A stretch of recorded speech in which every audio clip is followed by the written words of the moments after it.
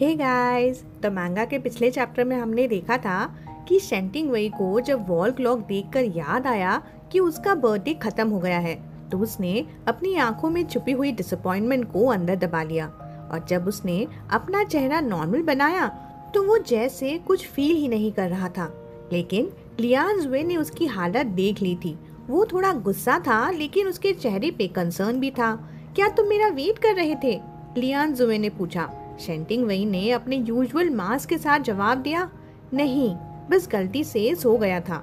Lian जुए का गुस्सा तो था, लेकिन वो अपने कंसर्न को ज्यादा हाइड नहीं कर पाया। फिर जब लियान जुए शॉवर से आया तो वो फिर से अपनी यूजुअल हल्की सी टीजिंग मोड में आ गया।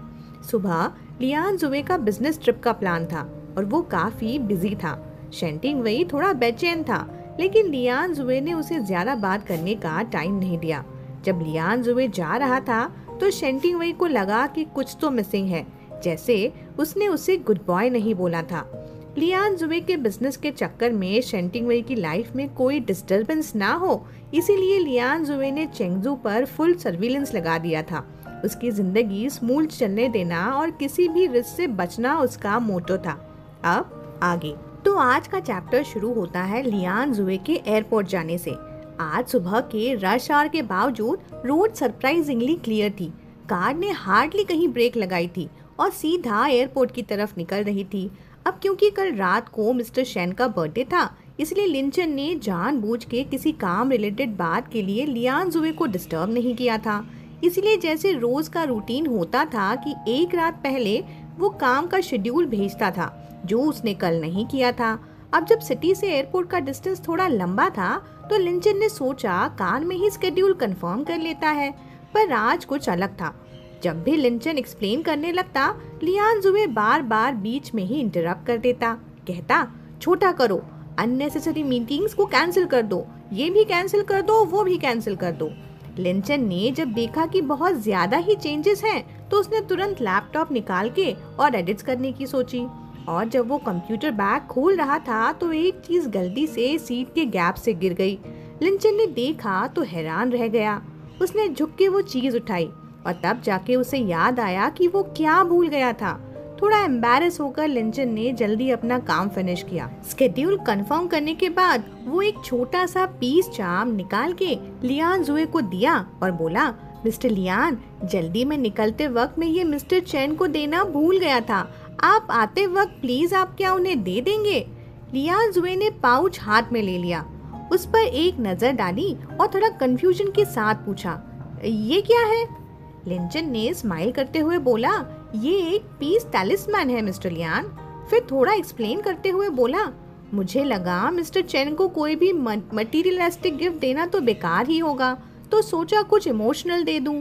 कल मैं एक माउंटेन टॉप रेस्टोरेंट गया था तो वहीं एक टेम्पल से ये शांति का तावीज ले आया। फिर उसने लियान जुए के पजल्ड एक्सप्रेशन को नोटिस किया, जैसे वो बिल्कुल बिलीव नहीं कर रहा हो ऐसी चीजों पर। तो लिंचन ने थोड़ा लियान जुए के लिए और थोड़ा सिंप्लीफाई करके बताया, मैं नहीं जानता आप इन सब में विश्वास करते हो या नहीं, पर मेरी माँ कहती हैं कि जब आप अपने बर्थ ईयर में दोबारा साइकिल में आए, जैसे ज़ोडिएक ईयर, तब लकी चार्म्स पहनना चाहिए। नजर और बुरी चीजें दूर रहती हैं। वैसे भी ये सब साइकोलॉजिकल कंफर्ट के लिए ही होता है। लियान जुए ने वो छोटा पाउच हाथ में घुमाया। वो थोड़ा ब्लैंक सा दिख रहा था। फिर लो वॉइस में उसने लिंचन से पूछा, ज़ोडिएक ईयर? लिंचन ने उसका ब्लैंक एक्सप्रेशन देखा, जिसमें थोड़ी कंफ्यूजन थी और थोड़ी सीरियस थॉट भी। और फिर अचानक एक स्ट्रॉन्ग रियलाइजेशन उसके दिमाग में फ्लैश हुआ। फिर थोड़ा नर्वस और थोड़ा गेस करते हुए लिंचन ने कैजुअली पूछा, मिस्टर लियान, आपको पता था ना कि कल मिस्टर शेन का बर्थडे था? उसका क्वेश्चन पूरे होने के साथ ही लियान जुए के फेस पे एक इंस्टेंट स्टिफनेस आ गई, जैसे सब कुछ समझ आ गया हो लेकिन कुछ बोल नहीं पाया। वो डेलिकेट रेड पीस टैलिस्मान जो अब सिर्फ एक सिंपल गिफ्ट था, जैसे उसके हाथ में जलने लगा हो। और तब कल रात से लेकर अब तक जितने भी छोटे छोटे स्ट्रेंज मोमेंट्स थे, वो शेंटिंग वेई की ऑकवर्ड स्माइल्स, उसकी आंखों में छुपा हुआ लॉस, सब एक एक करके लियान जुए के दिमाग में फ्लैश होने लगे। लियान जुए अपने हाथ में पकड़े हुए उस एम्ब्रॉयड्रीड पाउच को देखता रहा। पीस और हैप्पीनेस के वर्ड्स जो ऊपर फाइनली स्टिच थे। उस मोमेंट में फाइनली उसे समझ आया कि कल सुबह जब शेंटिंग वेई उसकी नेकटाई बांधते हुए मुस्कुरा के बोला था, मैं वेट करूंगा तुम्हारा डिनर के लिए, वो बस एक कैजुअल सी लाइन नहीं थी, वो सच में शाम से लेकर आधी रात तक 1:30 तक वो वेट करता रहा था। लियान जुए को याद आई कल रात शेंटिंग वेई की वो चमकती आंखें जब उसने उसे दरवाजे पर आते हुए देखा था। उसके बाद अपना ही गुस्सा, अपना वो अनरीजनेबल नाराजगी भरा टोन जिसमें उसने शेंटिंग वेई से टाइम का हिसाब मांगा था।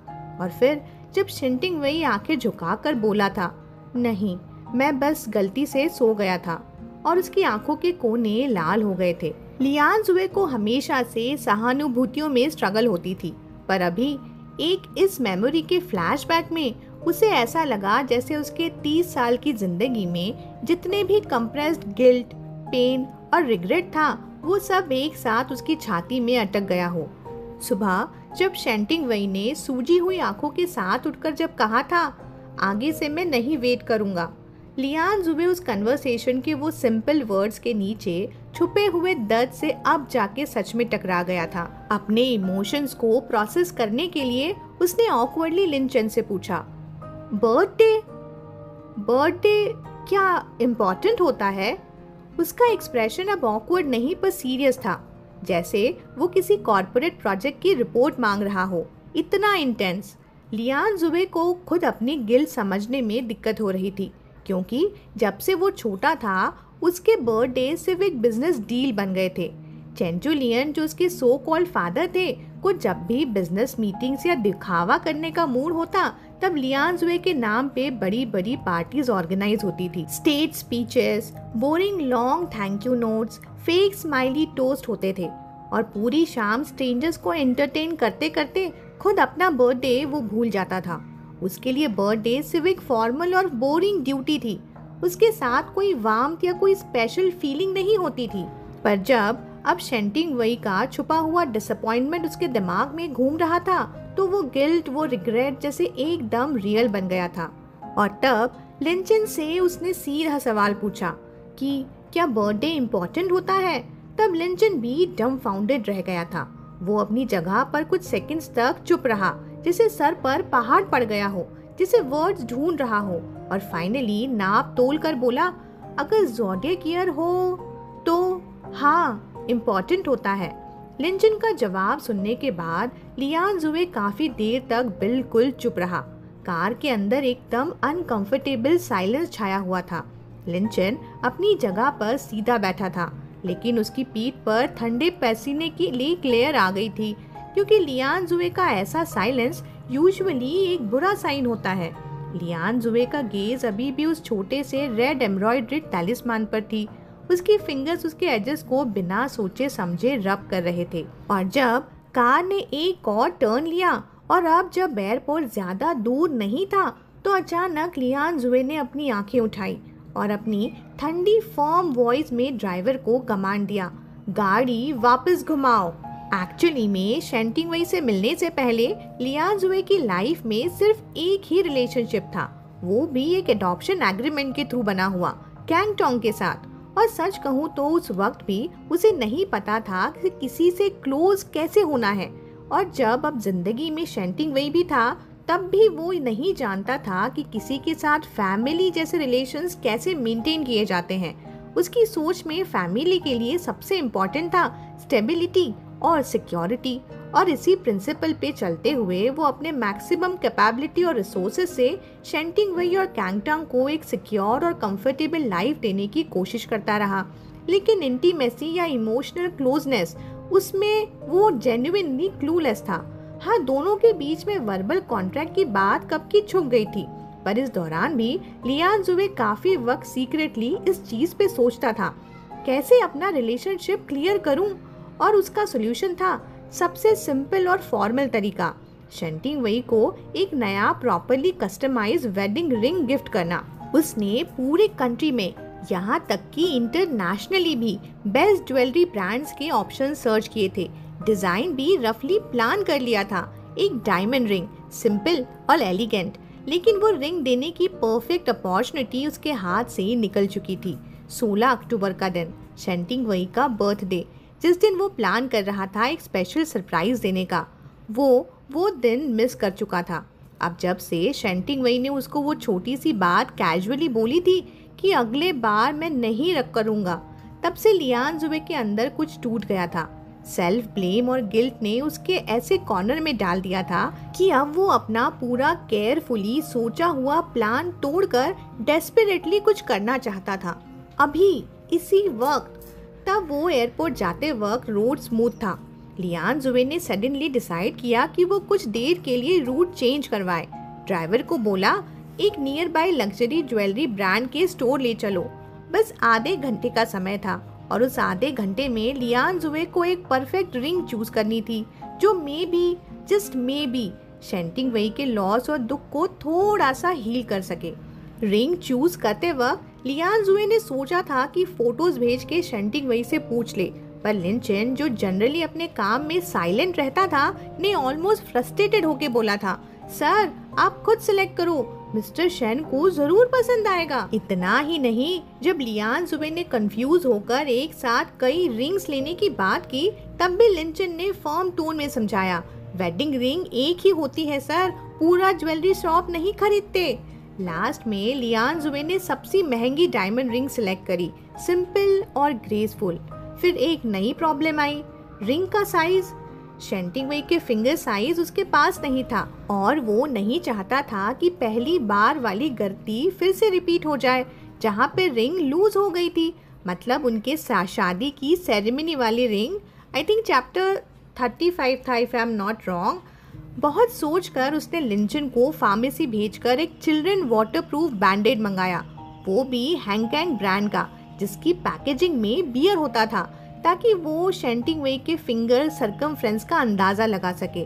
लिंचन इनिशियली शॉक था। बैंडेड? बैंडेड क्यों सर? लियान जुबे ने कुछ भी नहीं समझाया, बस बोला, जल्दी लाओ, फ्लाइट मिस करवाओगे क्या? लिंचन को समझ तो नहीं आया कि बैंडेड की क्या ही अर्जेंसी है, पर जैसे तैसे भाग कर गया फार्मेसी की तरफ। और लियान जुबे, वो बस खुद के थॉट्स में फंसा हुआ था। उसके माइंड में क्लियर मेमोरी फ्लैश हुई जिकी वाले दिन की, जब शेंटिंग वेई ने वो बुके उठाया था जो उसने डस्टबिन में डाल दिया था, और जब शेंटिंग वेई ने उन रोजेस को फिर से सजाने की कोशिश की थी तो एक कांटा उसकी उंगली में चुभ गया था। जब लियान जुबे को उसकी चोट का पता चला था तो उसने पूरे घर में इधर उधर सर्च किया था और फाइनली बस कैंगटोंग का वाटरप्रूफ कार्टून बैंडेड मिला था और उसने ही वो बैंडेड शेंटिंग वेई के हाथों में लगाया था। इसी वजह से लियान जुबे को कॉन्फिडेंटली लग रहा था कि अगर बैंडेड का साइज से वो शेंटिंग वेई के फिंगर सरकमफ्रेंस को काफी एक्यूरेटली गेस कर सकता है। ऑफ कोर्स वो एक्सपेक्ट तो नहीं कर रहा था कि एकदम परफेक्ट होगा, लेकिन एटलीस्ट अप्रॉक्सीमेट तो होगा ही। ये सब करते करते, बैंडेज से फिंगर सरकमफ्रेंस स्टिमुलेट करते करते बहुत ज्यादा वक्त बर्बाद हो गया था। और जब वो फाइनली ज्वेलरी स्टोर से निकल के एयरपोर्ट की तरफ निकले तो टाइमिंग थोड़ा टाइट पड़ गया था। ड्राइवर को भी बोला गया कि सेफ रहे पर मैक्सिमम स्पीड मेंटेन करे, और कार काफी तेज से भाग रही थी, ऑलमोस्ट जैसे लियान जुबे के गिल्ट और बेचैनी के साथ में कम्पीट कर रही हो। लियान जुबे ने रिंग बॉक्स अपनी पॉकेट में डाला और विंडो के बाहर रैपिडली बदलते सीन्स को ब्लैंक आंखों से देखता रहा। पूरे रास्ते लिन चेन उसे थोड़े थोड़े गैप पे सजेशंस देता रहा, कैसे अपोलोगाइज करे, कैसे बर्थडे को कंपनसेट करे, जैसे गेस कर रहा हो कि लियान जुबे नेचुरली ये सब नहीं कर पाएगा।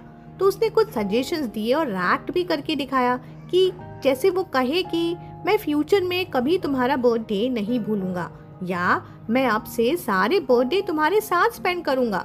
लियान जुबे जैसे सुन ही नहीं रहा था, पर उसने बीच में कभी इंटरप्ट भी नहीं किया। जैसे ही कार टर्मिनल पे रुकी, बोर्डिंग के लिए बहुत कम वक्त बचा था। लियान जुबे ने ड्राइवर और लिन चेन दोनों को मना किया साथ आने से, खुद ही सूटकेस उठाया और टर्मिनल के अंदर चला गया। वेट करते वक्त लियान जुबे का मन अनयूजुअली चाहोटिक था। जब से उसने वो रिंग पॉकेट में रखी थी, उसके अंदर जैसे इमोशंस की अलग अलग ब्रांचेस निकल गई थी, जिसमें अर्जेंसी थी, थोड़ा गिल्ट भी था और थोड़ा एक्साइटमेंट भी। और तब वो अपने आप को रोक नहीं पाया बोर्डिंग गेट तक के छोटे रास्ते में ही उसने मोबाइल फोन निकाला और शेंटिंग वेई को कॉल लगाया। कॉल के बीप वेटिंग टोन ने उसको और एंग्शियस बना दिया। एयरपोर्ट के लाउड स्पीकर पे बोर्डिंग कॉल अनाउंस हो रहा था, पर लियान जुए के कदम रुकने वाले नहीं थे। और जैसे ही कॉल कनेक्ट हुआ, दूसरी तरफ से वॉइस आया, हेलो। लियान जुए के कदम वहीं फ्रीज हो गए। उसने डायरेक्टली पूछा, तुम निकल गए? और उसके दिमाग में ऑलरेडी दूसरे सेंटेंसेस अरेंज हो रहे थे। शेंटिंग वेई थोड़ा सा रुक के बोला, जिसे रीजन दे रहा हो लेट पिक करने का। फोन सीट के नीचे गिर गया था, अभी ड्राइवर ने रुक के निकाला। लियान जुए अब ये छोटी छोटी बातें नहीं सुनना चाहता था, पर फिर भी वो पेशेंटली सुनता रहा। और जैसे ही शेंटिंग वेई चुप हुआ, लियान जुए एकदम से बोला, मुझे नहीं पता था कि कल तुम्हारा बर्थडे था। फोन के दूसरे एंड पे 1 सेकेंड का डीप साइलेंस छाया। कहीं दूर से जैसे किसी रोड के ट्रैफिक का हल्की सी नॉइज तो आ रही थी, पर शेंटिंग वेई का कोई रिस्पॉन्स नहीं। फिर थोड़ी देर के बाद शेंटिंग वेई फाइनली बोला, इट्स ओके, मैं खुद भी भूल गया था। वैसे भी बड़े होने के बाद बर्थडेज उतने स्पेशल नहीं लगते ना, तुम टेंशन मत लो। लेकिन लियान जुए को उसके ये सेल्फ डेप्रिकेटिंग टोन बिल्कुल सुनने का मन नहीं था, और बिना सोचे समझे उसने बीच में ही उसे इंटरप्ट कर दिया। और फिर वो हुआ जो शेंटिंग वेई सिर्फ अपने सपने में ही सोच सकता था। लियान जुए ने पहली बार अपनी लाइफ में बहुत जेंटल और लो वॉइस में कहा, मेरा फॉल्ट है। ये सुनकर तो शेंटिंग वेई एकदम से ब्लैंक हो गया, और जब तक उसने रिएक्ट करने का सोचा, तब तक लियान जुए ने एक और हैवी सा आई एम सॉरी ऐड कर दिया था। वो दोनों कुछ सेकंड्स तक चुप रहे, किसी ने कुछ नहीं कहा। एयरपोर्ट का अनाउंसमेंट सिस्टम बार बार रिमाइंड कर रहा था कि बोर्डिंग का वक्त हो गया है, पर लियान जुए वहीं उसी जगह पर खड़ा था, फोन पे साइलेंस सुनता हुआ। फिर थोड़ी देर बाद शेंटिंग वेई की सॉफ्ट वॉइस फिर से आई, तुम्हारा वक्त हो गया है ना। लियान जुए ने थोड़ा स्क्रीन पे ग्लैंस मारा और फिर किया। शेंटिंग वेई ने धीमी आवाज में कहा, नहीं तो तुम फिर से मिस कर दोगे, जाओ। लियान जुए के कदम 1 सेकेंड के लिए फिर से हॉल्ट हुआ। उसने फोन टाइटली पकड़ा। फिर शेंटिंग वेई ने सॉफ्टली गुड बॉय बोला, और इस बार बिना कुछ बोले लियान जुए ने गेट के अंदर एंटर किया। फ्लाइट के टेक ऑफ से पहले जब वो फर्स्ट क्लास कैबिन में अपनी सीट पर बैठा था, तब उसके माइंड में एक थॉट बार बार फ्लैश हो रहा था। कुछ इम्पोर्टेंट रह गया था कॉल में। उसने दोबारा फोन निकाला, और जैसे ही शेंटिंग वेई का वी चैट खोला, और जल्दी से उसने एक सिंपल सा हैप्पी बर्थडे का टेक्स्ट भेजा। उसके माइंड में अभी भी लिंचन के दिए गए कोएक्सिंग लाइंस घूम रहे थे। उसको लग रहा था कि I will never forget your birthday in the future, और from now on I will celebrate your birthday with you. ये दोनों लाइंस ही इतनी चीजी थी कि कौन सी कम खतरनाक है ये डिसाइड करना ऑलमोस्ट इम्पॉसिबल था। पर फिर सोच के रियलाइजेशन आया, व्हाई नॉट दोनों को एक साथ ही बोल दूं। जिसे रिंग चूज करने में वो कंफ्यूज था, वैसे ही यहाँ भी उसने सॉल्यूशन निकाल लिया। क्या फर्क पड़ता है, एज लॉन्ग एज शेंटिंग वेई खुश हो जाए। वो बस चाहता था कि अगले साल या किसी भी साल शेंटिंग वेई की आंखें लाल ना हो और वो अपना दर्द छुपाने की कोशिश ना करे। तभी पीछे से उसके नाम की पुकार सुनाई दी। उसके सेंसेस तब जागे जब उसने डोर से लिंचन को देखा, जो काफी स्टाफ मेंबर से घिरा हुआ था और जैसे चिल्लाने की कोशिश कर रहा था। दूर से ही लिंचन ने डेस्परेट तरीके से लिप मूवमेंट से कुछ कहा, और लियान जुए 1 सेकेंड में उसके लिप्स को रीड कर गया। उसने देखा लिंचन के मुंह से ये वर्ड्स निकलते दिख रहे थे, something happened to mister chain.